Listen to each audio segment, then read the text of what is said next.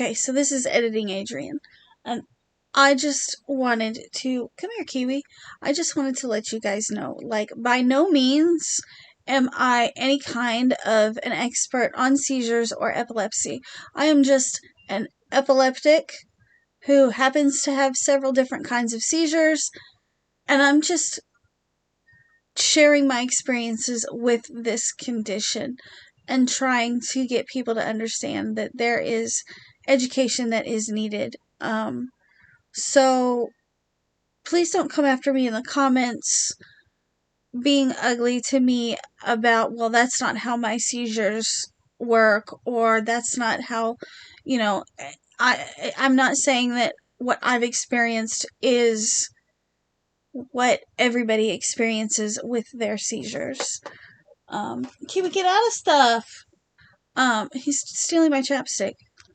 Anyways, yeah. So I'm gonna put this at the beginning of the video, and yeah. Hey guys.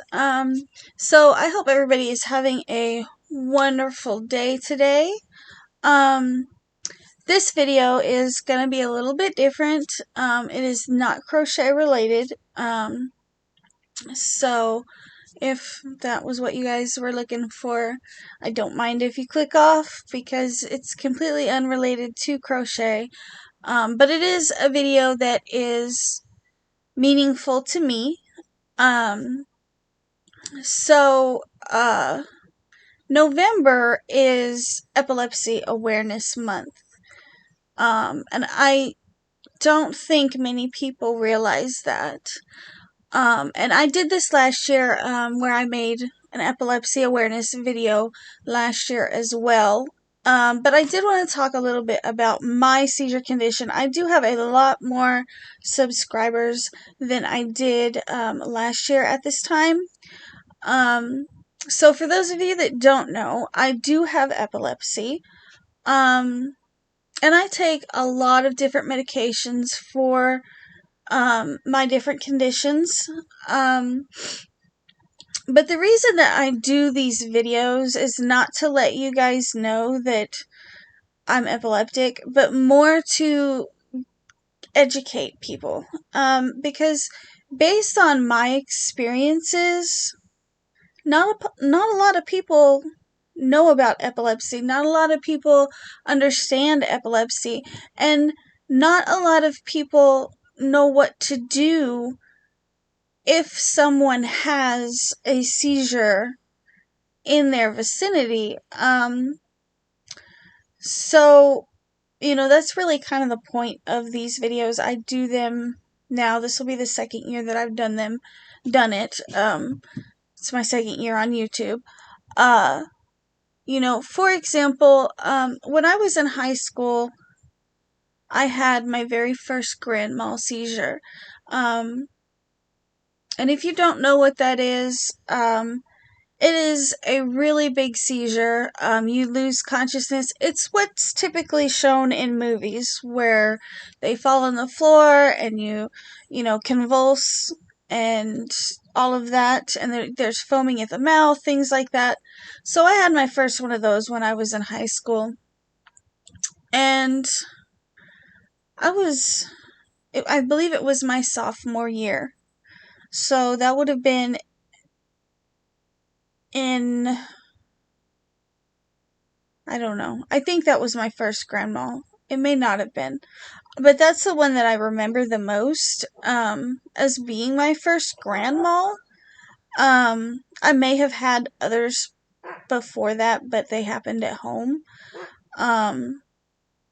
But that one is particularly vivid in my memory, not because I remember what happened, but because of the after effects.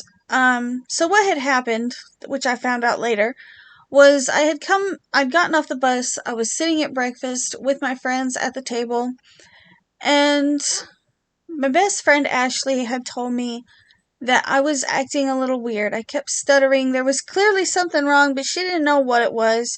I didn't know what she was talking about.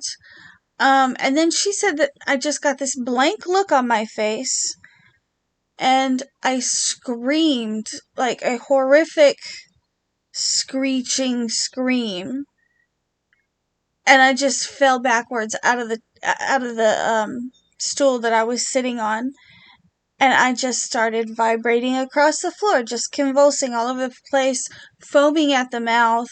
I ended up urinating on myself. This incident was so vivid because it is so vivid in my memory because apparently it was quite traumatic for everyone in the cafeteria. Now, my boyfriend at the time knew I had seizures, and he had already been talked to by my parents and, by my neurologist on how to take care of me or what to do if I was ever around him and I had a seizure. He and I, at the time, because, it's high school, were like split up. So he's sitting at a different table, but he's seen this. And it actually took 2 teachers to hold him back. They would not let him physically get near me because he was another student. However, he was the only one, besides my best friend, Ashley, that knew what to do. These teachers let me lay there and convulse on the floor and smash into, tables, foaming at the mouth, urinating on myself. I ended up I stopped breathing and was turning blue at one point. And none of these teachers knew what to do. The principal made an attempt to try to drag me away from the table so that I wouldn't be hitting myself on the table. He ended up getting kicked during the convulsing. And of course, for the most part, when these types of seizures happen, usually the convulsing portion of it doesn't really last, typically, more than a minute and a half, maybe 2 minutes, and that's really pushing it. Most of the time with grand mal seizures, what I mean by convulsing is the flopping around part. That part only lasts for about, on the longer side, 2 minutes. But you can severely injure yourself. Which later I will show you guys some pictures from the last time that I had a grand mal. And yeah. Anyways, so this particular incident, my best friend Ashley actually ran to the office and she snatched the phone out of the secretary's hand, hung up the phone, and dialed 911 because everybody was just standing there. The entire cafeteria was just standing there, teachers included, like, what are we supposed to do? And I'm not breathing. She almost got expelled over that. She was pulled later into the principal's office, and from what I understand, they threatened expulsion to the point that my mom had to call the school and be like, no. To this day, I'm 35 years old now, and when I run into people that I went to high school with that didn't really run in the same circle as I do, but know who I was, I have had people refer to me as, oh, you're that girl that had that thing in high school, or oh, you're that girl that had that seizure at high school, or in high school. I get it. But I guess it was a traumatic experience for everybody else in the cafeteria as much as it was for me.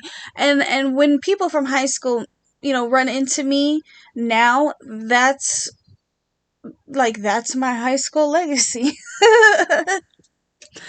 But what frustrates me about that particular situation as well is none of the teachers, none of the administrators knew what to do.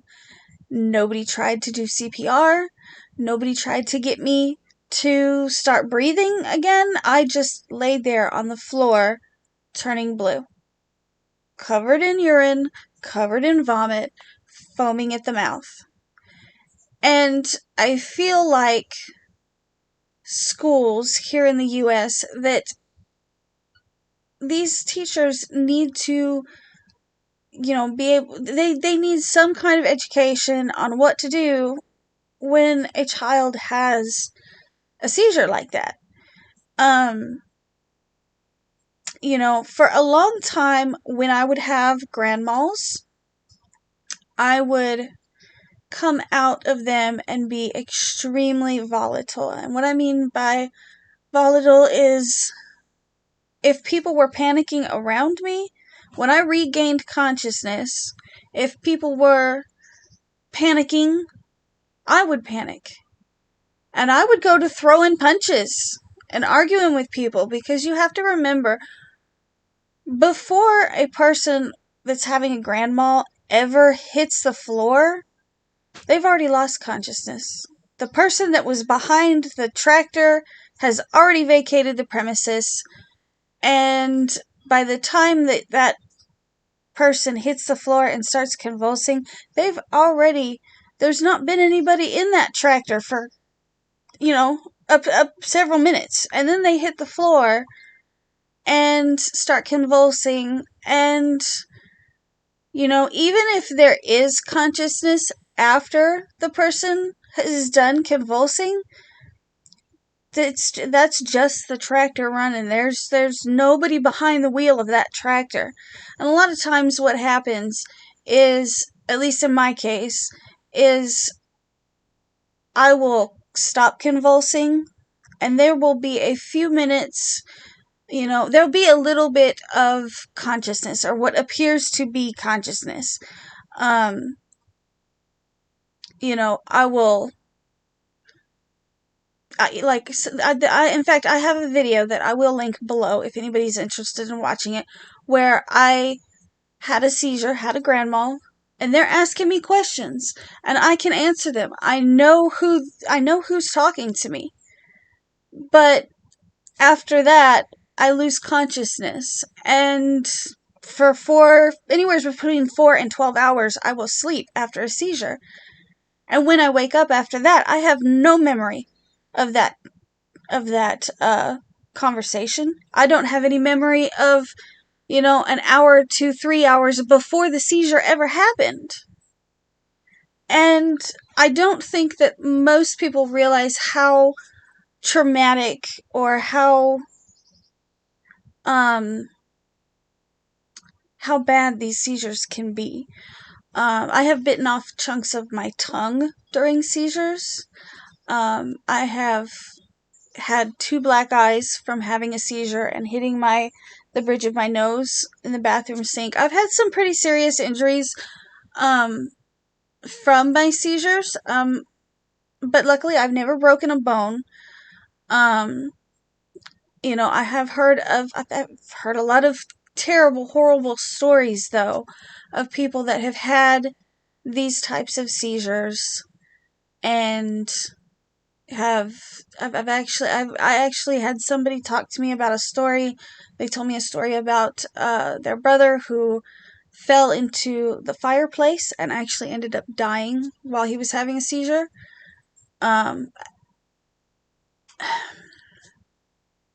People look at me a lot of the time, and I don't look disabled, so they don't think anything is wrong with me.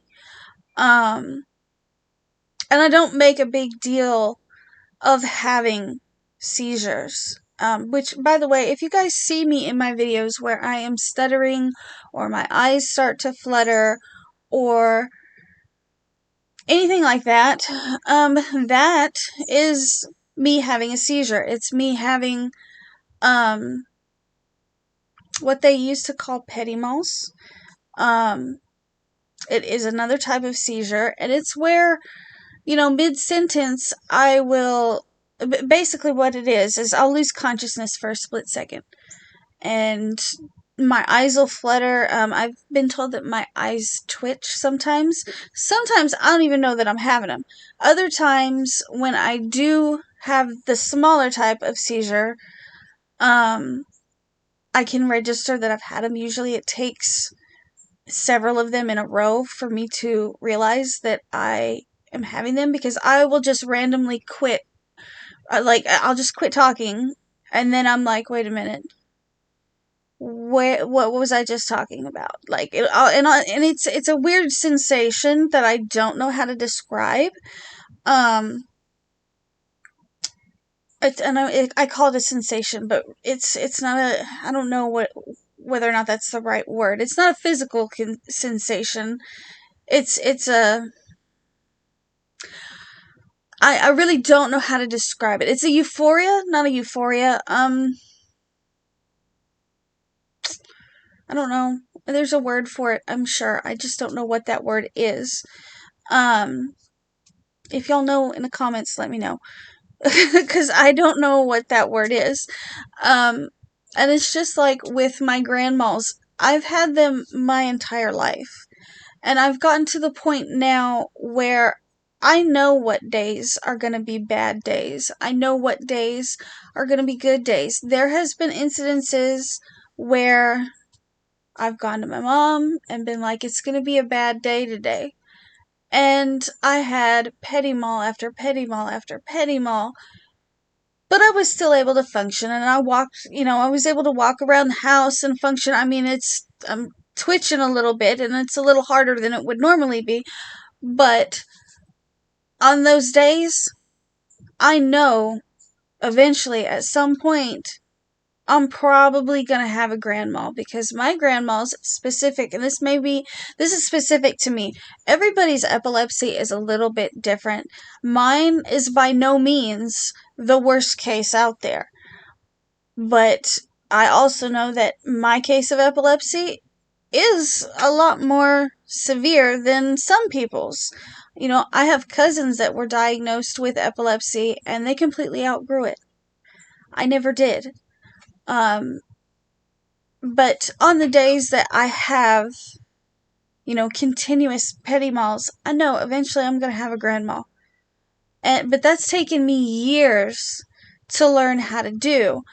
I have a good friend who works with me at Scream Hollow. She has a granddaughter that her seizures are much more severe than mine. She gets them much more frequently than I do. And I feel for her, and I hope that when her granddaughter is in school, that she is around people that know what to do for her. Because when I was in school, there wasn't anybody there who knew what to do. And the two people that did, Joshua and Ashley, that did know what to do, they were inhibited from actually helping me. It's a myth that if somebody... Get off my knee, Kiwi.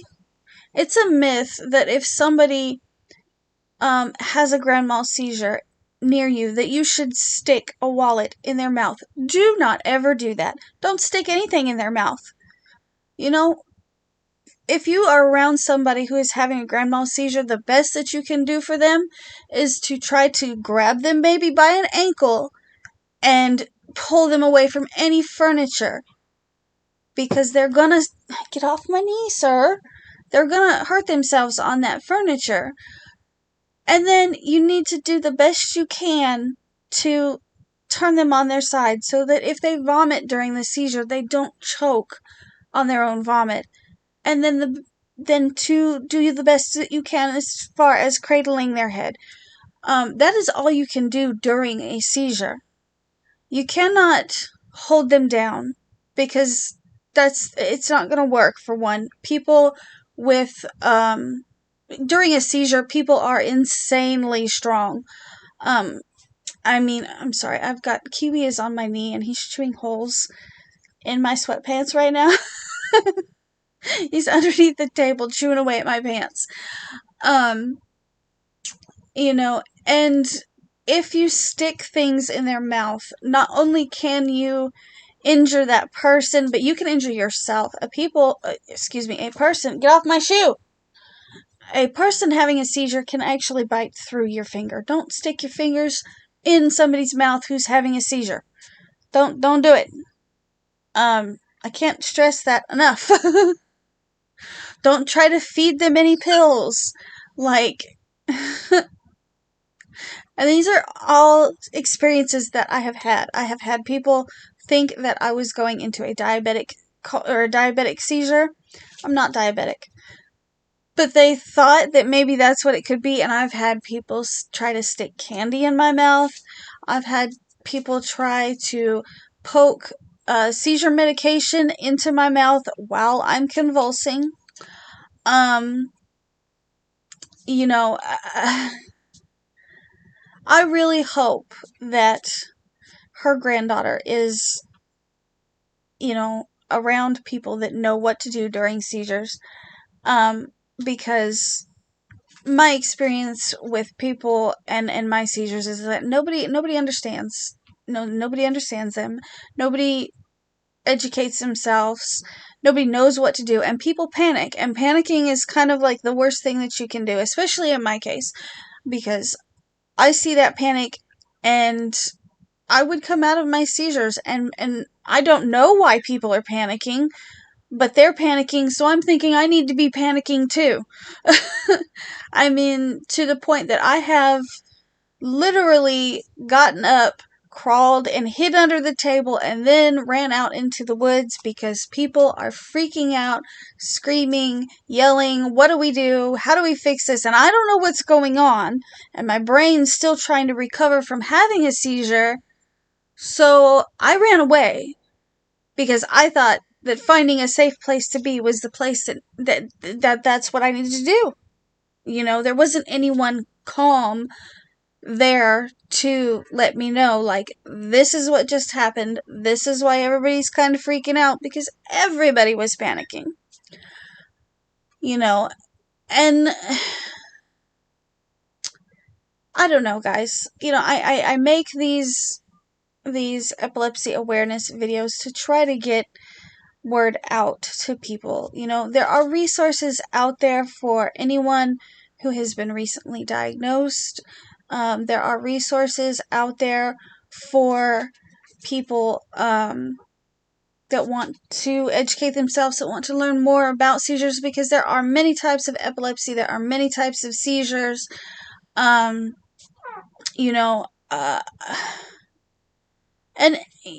there are many things that can trigger seizures.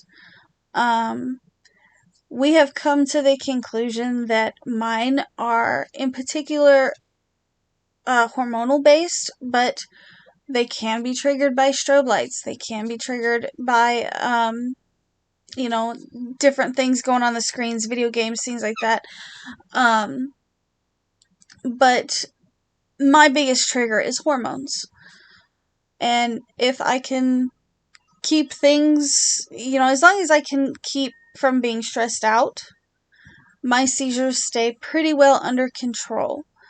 Because my biggest trigger for my seizures is adrenaline and cortisol, which are both hormones that are produced when an individual is stressed out. So it's always a really big thing in my life for me to not be in situations where I'm going to be stressed out. Some people, it's head trauma can cause seizures. And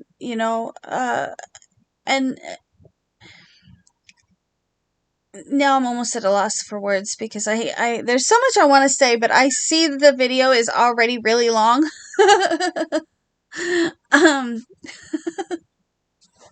Anyways, so I forgot where I don't remember where I was going with this. But in my case, I was not able to get, because I know there's going to be people that ask why I didn't get, like the vagal nerve implant, which, if you don't know what that is an implant, that they put, I know that some people have it in their neck, some people have it up here. I didn't get that because I was not a candidate for it. The way my particular seizures work is they typically start in the front of the brain, but as the seizure happens, they spiderweb across my brain. So that also, because of that, it also it took me off the candidacy list for brain surgery, because some people can have brain surgery and they can cut just a tiny little portion of the brain out, and then they won't have seizures anymore. However, whereas my seizures typically start in the front of the brain, as in like up here, sometimes they start over here, sometimes they start over here. But the biggest issue is not where they start so much as it is in my EEGs and in my MRIs. What they have noticed is that my seizures will start and they don't stay in one place. They spiderweb over the entirety of my brain, which means that they can't just go in and cut a piece out. That means the vagal nerve that runs down your body, I think it's almost like the full length of your body, I don't know. They can't just go put that implant in and make my seizures go away. Usually what the vagal nerve does, it's an implant, and if somebody goes into a seizure, you can wave a magnet over it, and it stimulates something in the brain, and keeps that seizure from happening. I never did too much research into it, because when I found out that it was an option to possibly control my seizures, and they were like, no, that's not going to work for you, I didn't do any research on it after that. I was like, well, if it's not an option for me, there's no point in me wasting my time trying to figure it out. Now, my friend's granddaughter, she has that implant, from what I understand. And it's helpful, but it doesn't keep her from having seizures 100% of the time. And that's another thing, since I've had seizures my entire life, that's why I don't drive. I've never learned to drive. And now I'm 35, and so if I want to go or do something, I have to find a ride, which can be extremely difficult. And I also think that's part of Benjamin's reasoning for not wanting to learn to drive. I think he's finally come to terms that he's going to learn. I think he's finally come to terms with the idea that not only does he have to learn, but I need him to learn. There's a lot of reasons why I need him to learn. But I think to some extent that was part of the reason why he was afraid to learn, is because I never learned how to drive. I don't know. Maybe that's normal for kids when they go to learn to drive. They don't really want to do it. I don't know. But I do encourage you guys, if you have somebody in your life that has seizures, to please educate yourself on what to do, how to handle it. Talk to their neurologist. I know that for those people out there that have epilepsy and don't have insurance, if you and you're in the US, because I don't know if this particular organization does anything outside of the US. Like I said, the information I have is for the US, because that's where I'm at. Outside of the US, there may be better healthcare coverage for people like me. Maybe I don't know how the healthcare system works in other countries. But for those of you that have someone in your life that has seizures, I encourage you to go educate yourself on not only the type of epilepsy, but the types of seizures that person has. Learn how to deal with it. Learn how, what you should do. learn about the medications that they're taking, because those medications can have huge side effects. Um, I've been on medication my whole life and I have kidney damage now. But to be able to function like a normal person, I still have to continue to take these medications. And hopefully my kidneys will continue to work. Like I have a lot of issues brought on by these medications that I have to be able to survive. Um, you know, it's really quite frustrating, and I do know that kind of thing, when it comes to the medications, that kind of thing happens with a lot of chronic conditions.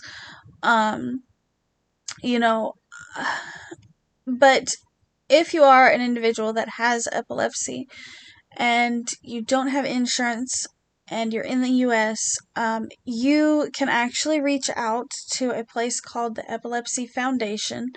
They will give you a lot of resources on where you can go with help to get your medication. In some cases, I have been told that they have actually helped pay for a couple months worth of medication for people. Um, because here in the US, if you don't have health insurance, it's really expensive to get any medications. I don't have health insurance. I work and I tried to get my disability and I don't think I'm getting it back. I had it when I was younger and there was a mistake and on their part, not mine, and they took it away, and I've been fighting to get it back for uh almost a decade now. Um and I just don't think it's going to happen for me. Um so that's how I afford my medical care. That's how, I pay for all of my seizure medications, all of my medications out of pocket. And it varies from anywheres between $10 to over $100 depending on the medication. Um, and my parents help me with that. I'm 35 years old and I still live at home with my parents, not because I'm spoiled, but because I don't have any other option. If I could have a job and have my own apartment, that's where I'd be at. Because then I could have my own rules, and if I wanted to have a second bird, I could have a second bird. um, but you know, definitely, if you are somebody who has seizures, check out some of the resources that I have listed in the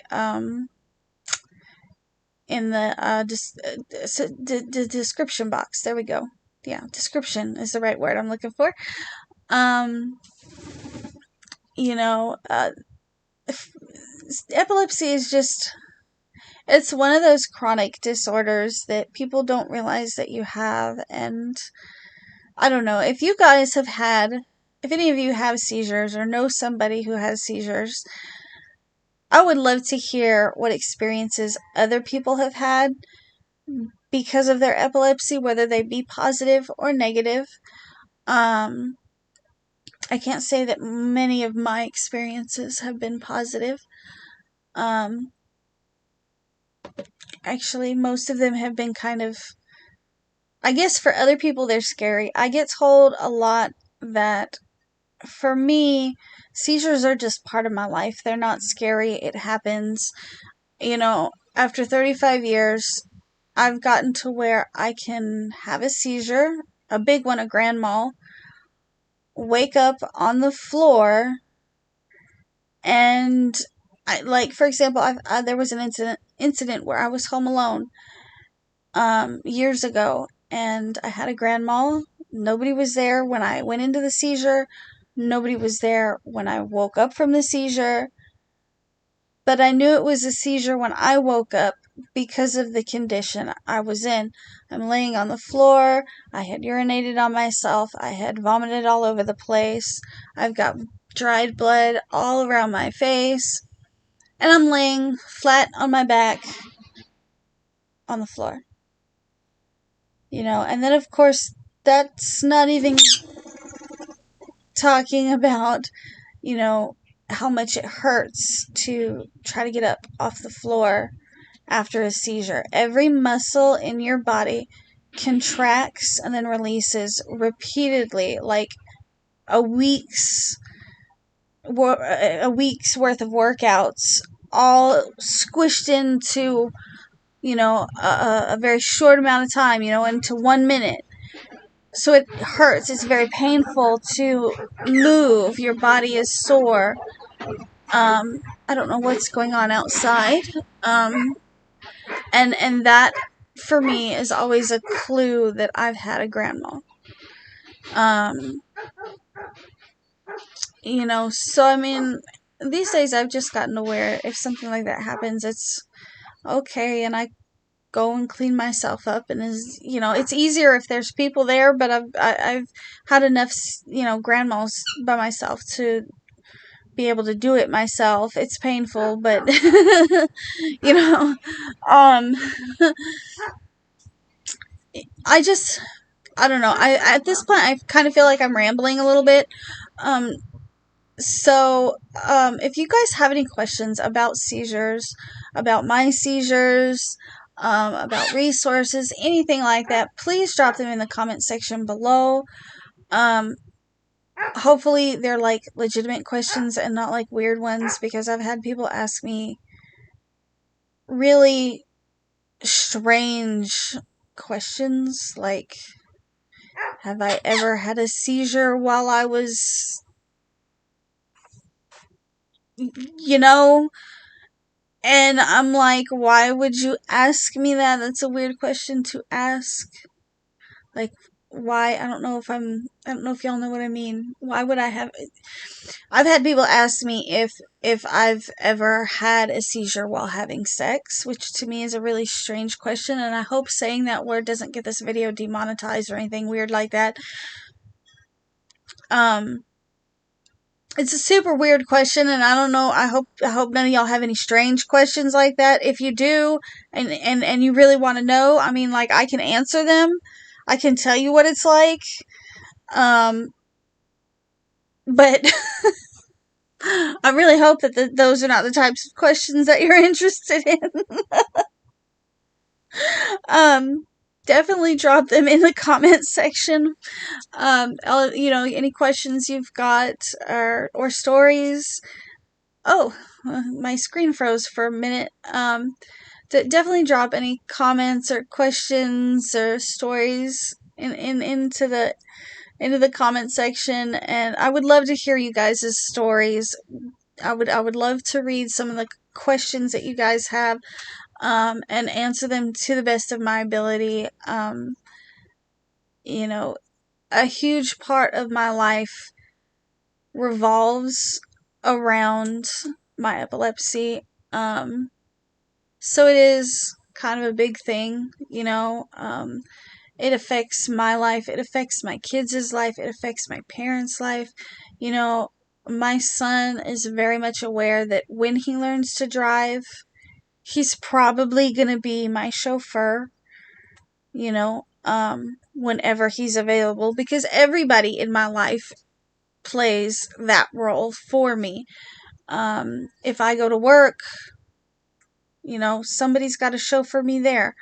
If I go on a date, somebody has to chauffeur me there. So it affects my dating, my dating life.